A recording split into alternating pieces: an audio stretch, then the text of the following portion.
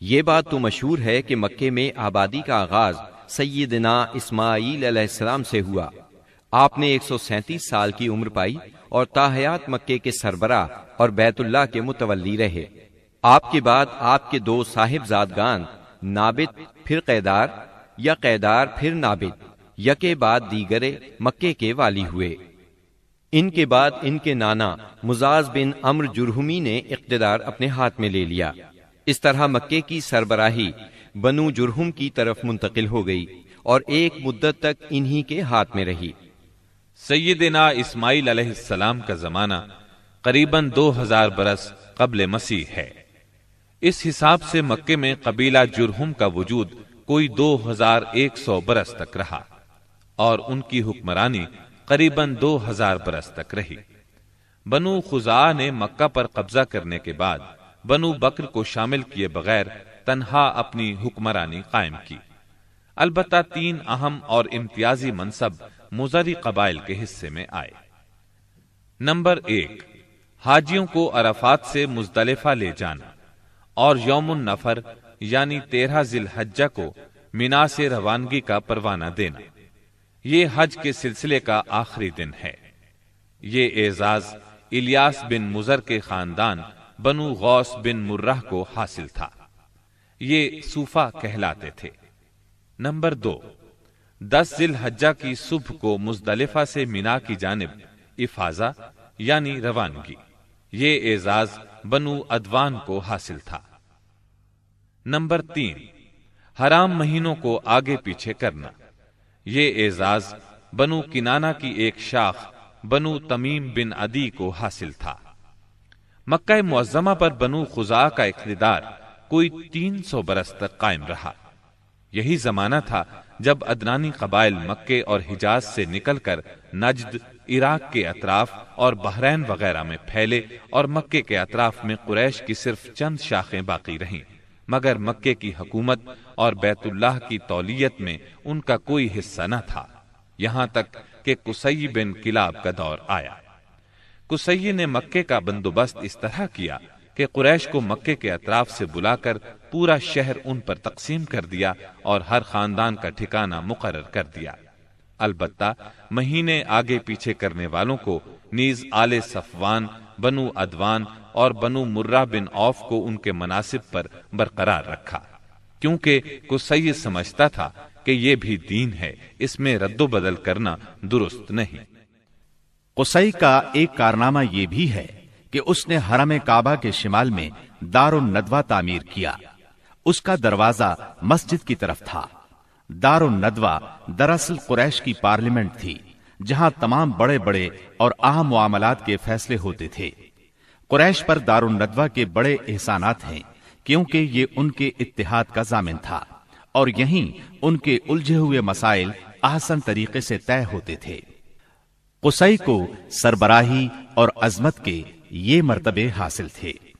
Number 1، دار الندوہ کی صدارت، جہاں بڑے بڑے معاملات کے بارے میں مشورے ہوتے تھے اور جہاں یہ لوگ اپنی بیٹیوں کی شادیاں بھی کرتے تھے۔ نمبر 2، لوا یعنی جنگ کا پرچم قصی ہی کے ہاتھوں باندھا جاتا تھا۔ نمبر 3، حجابت یعنی خانہ کعبہ کی پاسبانی۔ اس کا مطلب یہ ہے کہ خانہ کعبہ کا دروازہ قصی ہی کھولتا تھا۔ خانہ کعبہ کی خدمت اسی کے ذمے تھی، چابی بردار بھی وہی تھا۔ نمبر 4، سقایا یعنی پانی پلانا۔ اس کی صورت کچھ یوں تھی کہ حوض میں حاجیوں کے لیے پانی بھر دیا جاتا تھا، اس میں کچھ کھجور اور کشمش ڈال کر اسے شیریں بنایا جاتا تھا۔ حجاج جب مکے آتے تو اسے پیتے تھے۔ نمبر 5، رفادہ یعنی حاجیوں کی میزبانی۔ حاجیوں کے لیے بطور ضیافت کھانا تیار کیا جاتا تھا۔ اس مقصد کے لیے قصی نے قریش پر ایک خاص رقم مقرر کر رکھی تھی۔ یہ رقم حج کے موسم میں قصی کے پاس جمع ہو جاتی تھی۔ وہ اس رقم سے حاجیوں کے لیے کھانا تیار کراتا تھا۔ جو لوگ تنگ دست ہوتے یا جن کے پاس توشہ نہ ہوتا وہ یہی کھانا کھاتے تھے۔ ان کے علاوہ کچھ اور عہدے بھی تھے جنہیں قریش نے آپس میں تقسیم کر رکھا تھا۔ ان کی تفصیل یہ ہے۔ نمبر 1، ایسار یعنی فال گیری، قسمت کا حال دریافت کرنے کے لیے بتوں کے پاس جو تیر رکھے رہتے تھے ان کی تولیت، یہ منصب بنو جمح کو حاصل تھا۔ نمبر 2، مالیات کا نظم یعنی بتوں کا تقرب حاصل کرنے کے لیے جو نذرانے اور قربانیاں پیش کی جاتی تھیں ان کا انتظام کرنا، جھگڑوں اور مقدمات کا فیصلہ کرنا، یہ کام بنو سہم کو سونپا گیا۔ نمبر 3، شورا، یہ اعزاز بنو اسد کو حاصل تھا۔ نمبر 4، اشناق یعنی دیت اور جرمانوں کا نظم، اس منصب پر بنو تیم فائز تھے۔ نمبر 5، عقاب یعنی قومی پرچم اٹھانا، یہ بنو امیہ کا کام تھا۔ نمبر 6، قبہ یعنی فوجی کیمپ کا انتظام اور شاہ سواروں کی قیادت، یہ کام بنو مخزوم کے حصے میں آیا تھا۔ نمبر 7، سفارت، یہ منصب بنو عدی کا تھا۔ ہم قحطانی اور عدنانی قبائل کے وطن چھوڑنے کا ذکر کر چکے ہیں۔ ان قبائل میں سرداری نظام رائج تھا، قبیلے خود اپنا سردار مقرر کرتے تھے۔ قبائلی سرداروں کا درجہ اپنی قوم میں بادشاہوں جیسا تھا۔ قبیلہ صلح اور جنگ میں بہرحال اپنے سردار کے فیصلے کا پابند ہوتا تھا۔ سردار کو وہی اقتدار اور اختیارات حاصل تھے جو کسی بادشاہ کو ہوا کرتے ہیں۔ حتیٰ کہ بعض سرداروں کا یہ حال تھا کہ اگر کبھی وہ بگڑ جاتے تھے تو ہزاروں تلواریں بے نیام ہو جاتی تھیں، اور وہ یہ بھی نہیں پوچھتے تھے کہ سردار کے غصے کا سبب کیا ہے۔ اب رہا سیاسی حالات کا مسئلہ۔ جزیرت العرب کے 3 سرحدی علاقے تھے، یہ تینوں غیر ممالک کے پڑوس میں تھے۔